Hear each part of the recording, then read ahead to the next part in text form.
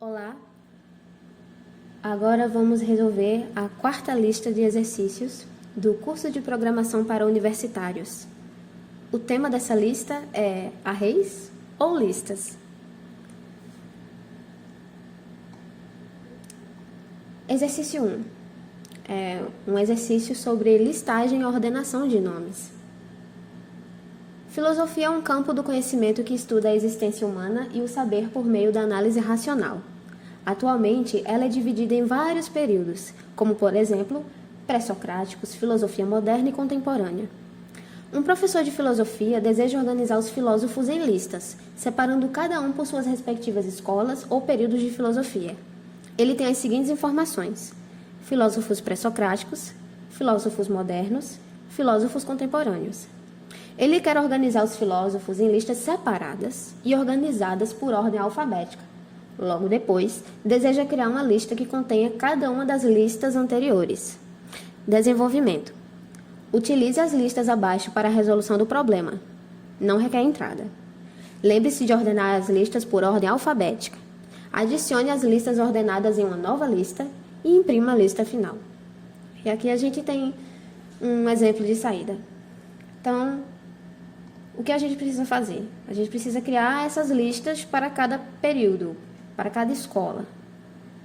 Então, temos pré-socráticos, modernos e contemporâneos. A gente vai criar uma lista, a gente cria uma lista para cada um. Como a questão diz que não requer entrada, nós vamos já colocar nessas listas os valores. Então, a gente pode copiar do texto da questão.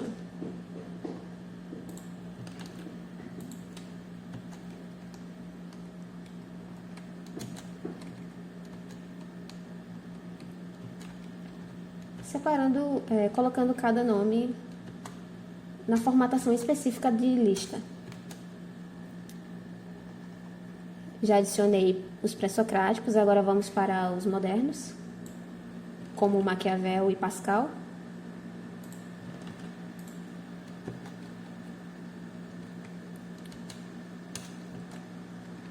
Separando cada nome por vírgula e cada nome tem aspas dentro da lista. Agora só faltam os contemporâneos.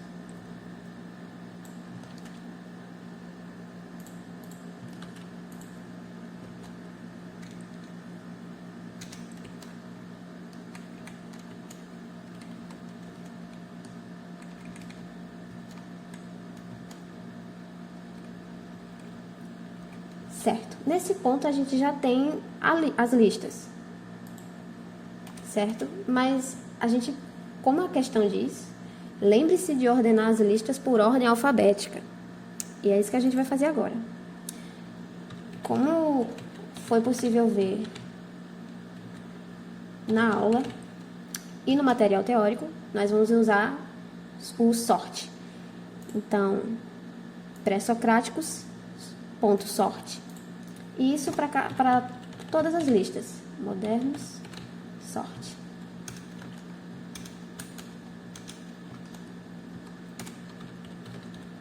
Contemporâneos, ponto sorte. Então, vamos lá. A gente já criou as listas, ordenamos elas. O sorte vai fazer isso. E agora, adicione as listas ordenadas em uma nova lista. Então, vamos criar uma lista agora. Chamar de filósofos.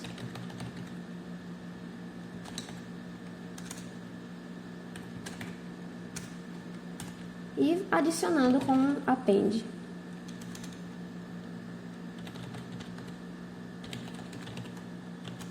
Aí, filósofos.append pré-socráticos.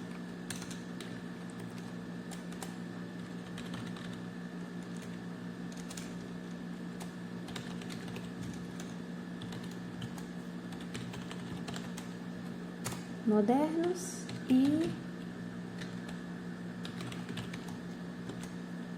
contemporâneos.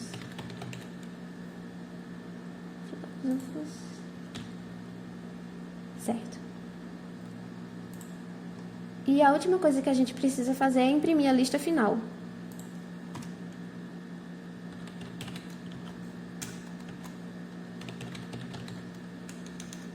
Print filósofos.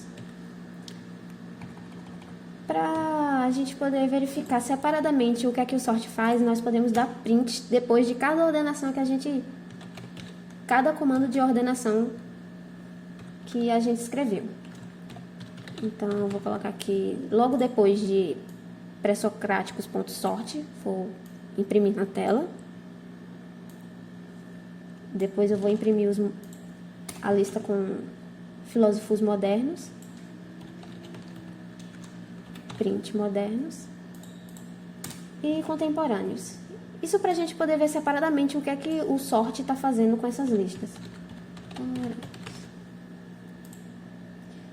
Então, nós criamos um resumo, né? Criamos as listas com os valores.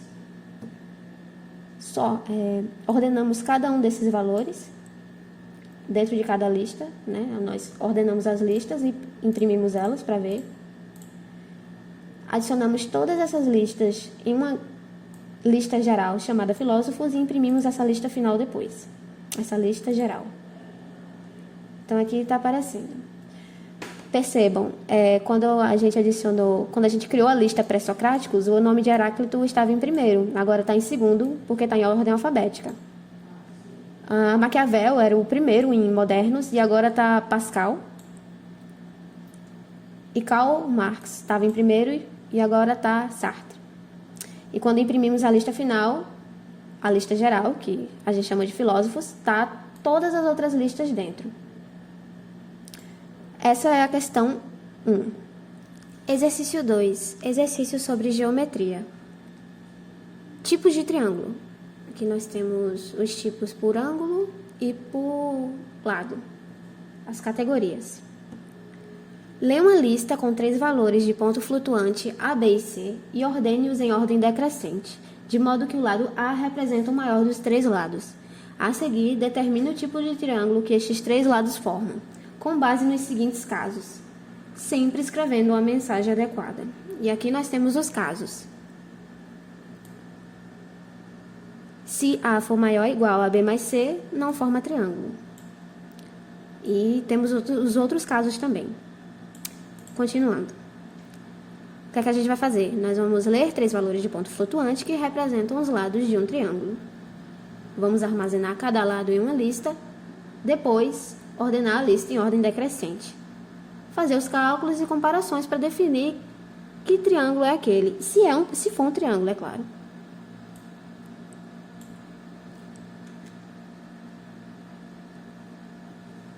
Então, vamos lá. A, B e C. Vamos receber esses valores. Como vamos receber numa mesma linha, input e split. E como o input retorna um valor string, vamos ter que transformar esses valores para float, como a questão pediu. São valores de ponto flutuante. Então, A float A, B float B, C float C. Ok, agora nós precisamos adicionar esses valores a uma lista e ordenar em ordem decrescente a lista. Eu vou chamar a lista de valores, adicionar A, B e C. E agora, ordenar de forma decrescente. Para fazer isso, a gente vai usar o sort, um método que a gente usou no exercício 1 também, só que como é em ordem decrescente, a gente precisa especificar que é reverse igual a true. Para fazer isso de modo decrescente. Agora, com a nossa lista, com o primeiro elemento sendo o maior, nós vamos atualizar as variáveis A, B e C, para que o A seja o maior valor daquele conjunto. Então, A, B e C igual a valores. Então, até aqui a gente pegou as informações e ordenou do jeito certo, atualizando as variáveis depois. Vamos partir para as comparações. A primeira é não forma triângulo.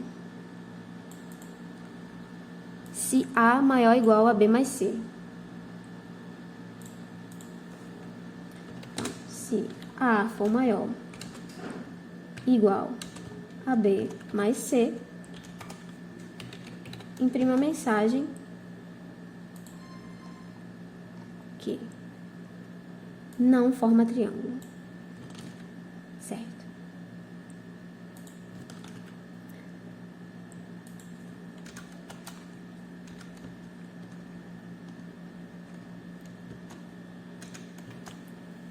Só que nós temos outros casos também. O segundo caso é o do triângulo retângulo. Será triângulo retângulo se A ao quadrado for igual a B ao quadrado mais C ao quadrado. Então, é isso que nós vamos verificar agora. Se isso ocorrer, o nosso if, o primeiro if, para testar se não forma triângulo, vai ser falso. Então, a gente pode botar elif A ao quadrado igual a B ao quadrado mais C ao quadrado. E esse vai ser o triângulo retângulo. A terceira opção é o triângulo obtusângulo. Em vez, no retângulo, esses lados da equação são iguais. Aqui nós temos que A ao quadrado é maior. Então, essa vai ser a diferença do segundo caso que a gente tinha feito, para o triângulo obtusângulo. Então, vamos lá. Se A ao quadrado for maior que B ao quadrado mais C ao quadrado, print é um triângulo obtusângulo.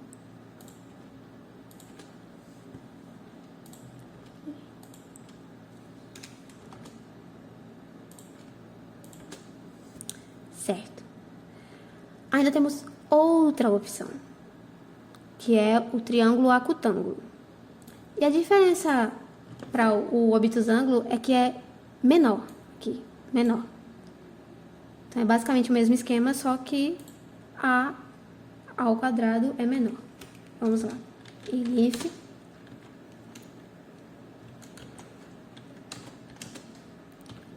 A ao quadrado é menor que B ao quadrado mais C ao quadrado. E esse é o triângulo acutângulo. Essas classificações começaram com não formar triângulo e depois a gente vai comparar baseado em acutângulo, obtusângulo e retângulo. São comparações de ângulos. Mas existe um outro tipo também, que é triângulo equilátero e isósceles, que são pelos lados. Então, para testar isso, eu vou começar com if nessa condição do equilátero. Se os três lados forem iguais, apresente a mensagem triângulo equilátero. Então, vamos lá. Se A igual a B e B é igual a C, ou seja, os três vão ser iguais, imprima a mensagem print triângulo equilátero. E como a gente viu em if, existe uma outra opção, que é ser isósceles, que não é os três serem iguais, é apenas dois serem iguais. Então, a gente pode colocar, já que os três não são iguais, então ou A é igual a B, aí o C é diferente, ou o B é igual a C, aí o A vai ser o diferente entre eles, ou então o A é igual a C, que aí o B vai ser diferente. Então, nesse caso, que só dois são iguais, entre os lados a gente vai imprimir que é isósceles. Isósceles. Certo. Então, resumo. Nós pegamos as informações, ordenamos em ordem decrescente e fazemos as comparações. A gente tem uma grande definição se é ou não um triângulo. Depois, categorizar se é retângulo, obtusângulo e acutângulo. E se é equilátero ou isósceles. Então, vamos fazer um teste com 757. O programa precisa retornar que é acutângulo e isósceles. Então, vamos rodar. 7, 5, 7. Acutângulo e isósceles. Terminamos a questão 2. E vamos para o terceiro exercício, que é um exercício sobre adivinhação. É um joguinho. Cria um jogo de adivinhação de números em que o programa sorteia um número e o jogador tem que adivinhar. A cada tentativa, o programa informa se o número é maior ou menor do que o número sorteado. Na entrada, teremos um número inteiro que representa o palpite da pessoa, né, do jogador. E o desenvolvimento. Você vai precisar da ajuda da biblioteca Random e a função random.randint mínimo máximo. Iremos utilizar o mínimo 1 e o máximo 15 para sortear um número aleatório. Os palpites devem ser armazenados em uma lista chamada tentativas. O seu programa só deve parar de solicitar novos palpites quando o palpite for igual ao número sorteado. Além disso, para ajudar o jogador, crie mais algumas estruturas de decisão para informar se o número sorteado é maior ou menor do que o palpite. E aqui temos um exemplo. Certo, vamos começar. A gente vai ter que usar a biblioteca Random e a função randint. Então, vamos começar com isso. Import random.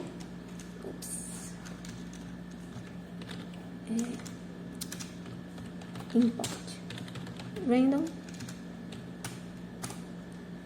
E agora vamos ter que definir um número sorteado. Número sorteado. Usando random randint de 1 a 15, como a questão orientou a gente. Certo. E vai existir uma lista para armazenar os palpites. Então, eu já vou criar logo essa lista. Os palpites devem ser armazenados em uma lista chamada tentativas. Certo. Tentativas.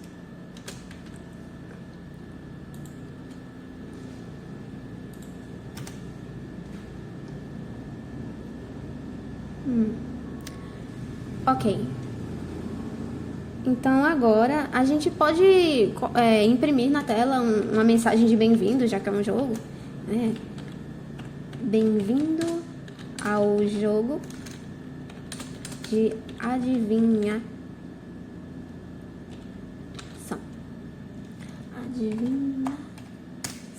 Adivinhação. Eu pensei em um número. Vou escrever uma mensagenzinha para orientar o jogador, né? Eu pensei em um número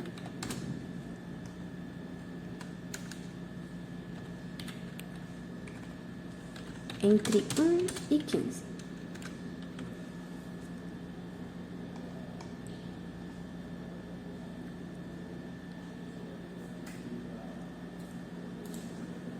Certo. Agora vamos para a parte que a gente verifica, a gente recebe esse palpite e verifica se ele é igual ao número sorteado.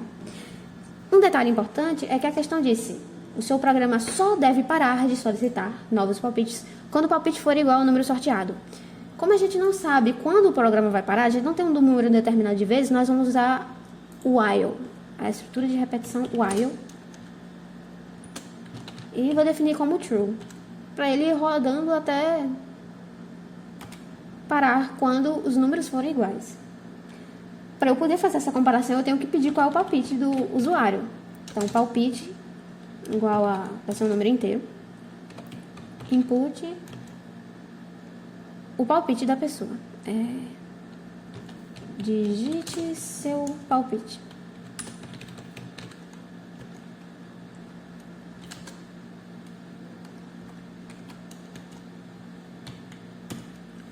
E a gente já armazena esse palpite na lista que a gente criou. Tentativas, append, palpite. E agora nós podemos começar com as verificações. Se o palpite for igual ao número sorteado, nós vamos exibir a mensagem acertou. E a gente pode até dizer quantas vezes ele precisou dizer para o número para ele poder acertar, né? Tentativas igual a o tamanho dessa lista que a gente criou. Já que tentativas vai guardar o número de tentativas, a gente pode pegar o tamanho dessa lista e dizer, esse foi o tanto de vezes que você tentou. Tentativas.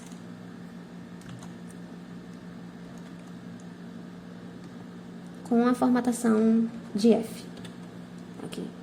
Acertou. Tantas vezes você tentou o tamanho da lista.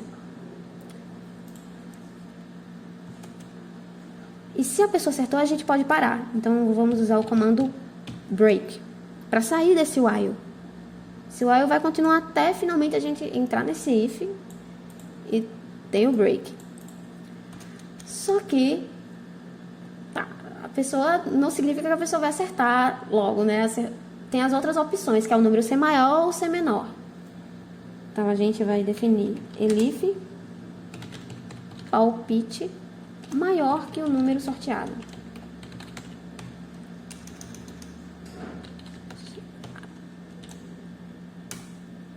Então, a gente vai imprimir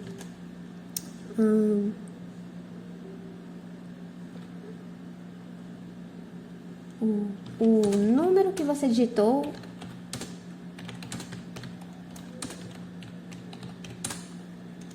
é maior que o sorteado.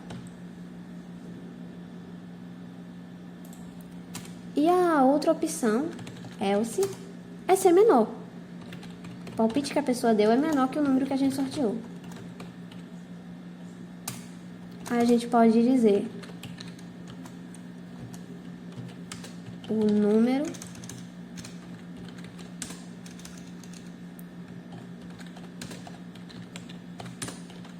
número sorteado é maior, que seria o equivalente ao número que você digitou é menor. Tem um aqui sem querer.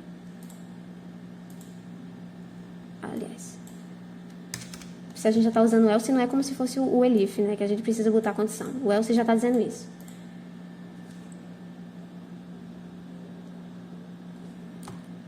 E de qualquer forma, se a pessoa não conseguiu acertar, a gente pode dizer, você já tentou esse tanto de vezes. Então, fora do else, do elif, do if, aqui, emparelhado, a gente coloca, já foram tantas tentativas.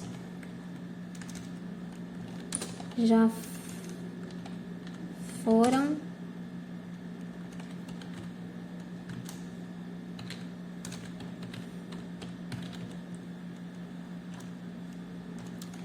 foram tantas tentativas, que vai ser definido pelo tamanho da lista tentativas.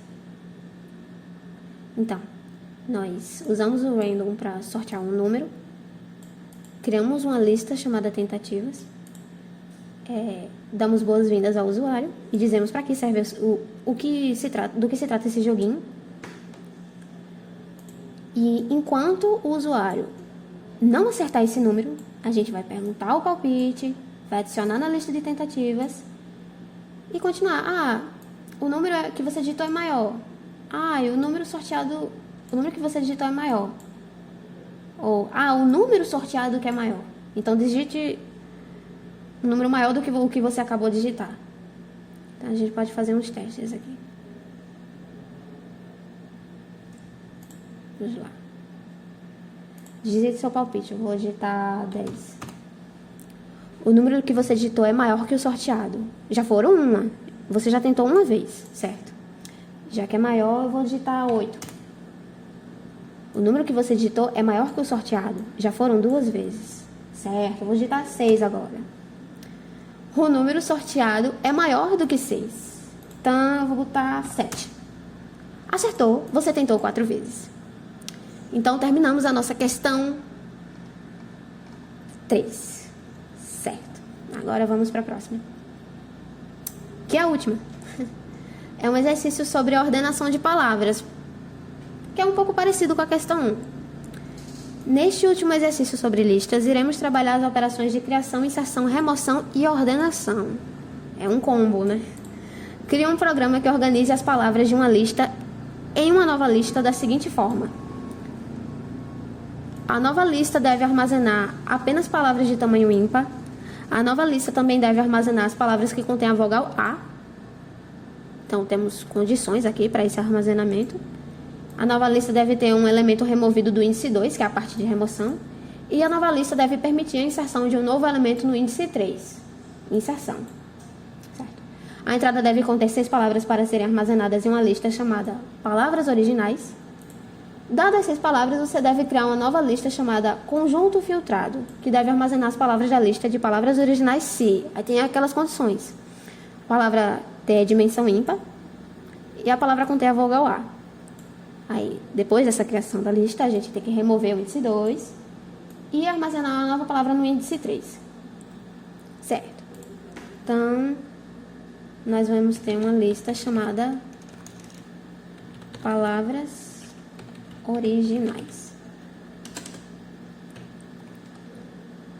Certo.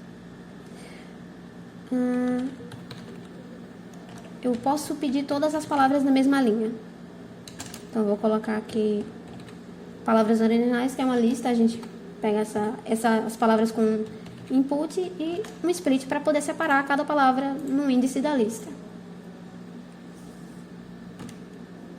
E eu já posso criar a lista conjunto filtrado, que é a lista final. Certo. A gente criou a base, as listas que são a base do programa, mas a gente precisa fazer uns tratamentos ainda. Que é a palavra ter dimensão ímpar e conter a vogal A. Então, a gente vai percorrer essas palavras, for palavra em palavras originais. Qual é a condição para ser adicionado no conjunto filtrado? Ter dimensão ímpar e conter a letra A. Então, se o tamanho da palavra, para ser ímpar, o resto por 2 tem que ser diferente de 0. Então, é isso que a gente vai fazer.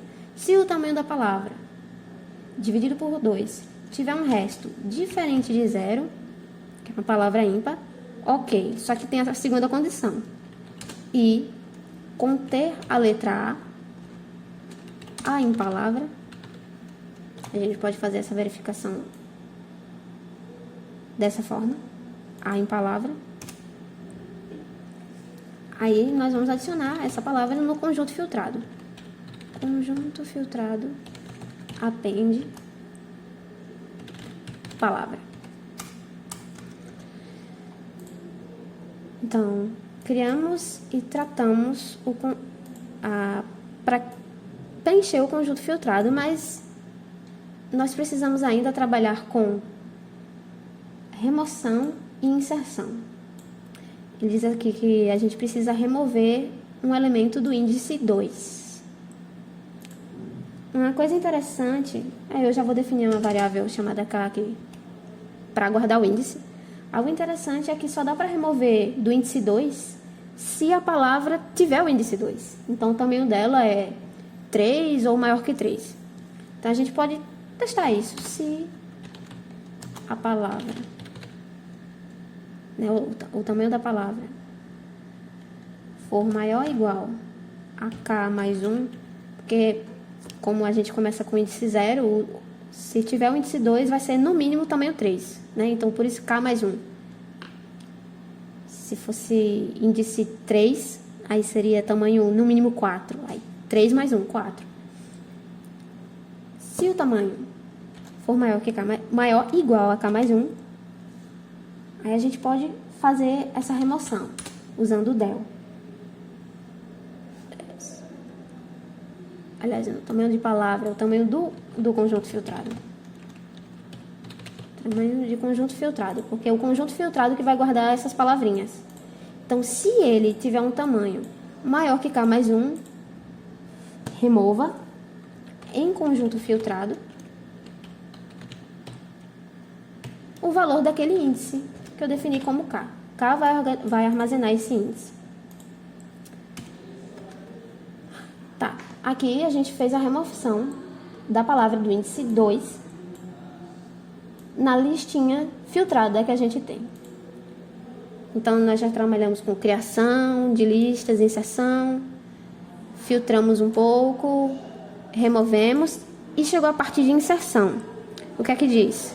A nova lista deve permitir a inserção de um novo elemento no índice 3. Então, eu vou criar uma variável L para guardar o índice 3. E eu vou... Minha ideia é pedir para o usuário essa palavra. Ah, me diga, então, que palavra é essa que você quer inserir? Então, conjunto filtrado. Para inserir, a gente usa insert, conjunto filtrado ponto insert. Naquele índice, L, a nova palavra, novo.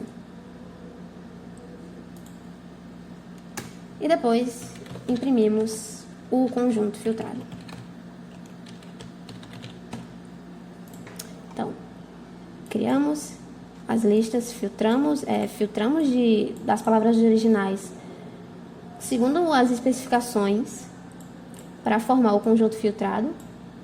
Removemos do índice 2, se tiver o índice 2, e depois inserimos no índice 3 algo que o usuário informar. Nós podemos fazer um teste agora. Eu vou me basear no exemplo de lista original que temos na própria questão. Rodar. Temos onça, coelho, prata, outra maçã, mangueira, avelã, chinela e Cinderela.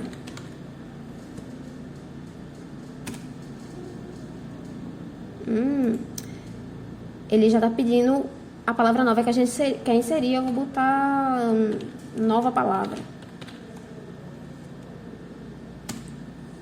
Então, ficamos com prata, mangueira, chinela, nova palavra e Cinderela. Mangueira, chinela. Uma coisa que a gente pode fazer também é ver como é que ficou o conjunto filtrado. Vocês podem adicionar depois do for, né, que fazia as verificações, como é que está esse conjunto. Conjunto filtrado. Eu vou copiar aqui para fazer o teste de novo.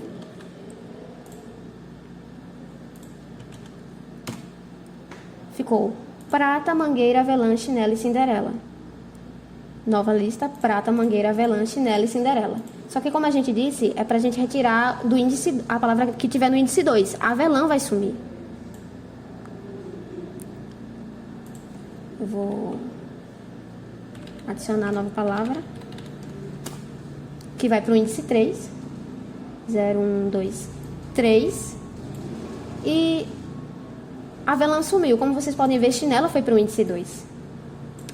E assim nós terminamos a questão 4 e a lista também. Até mais.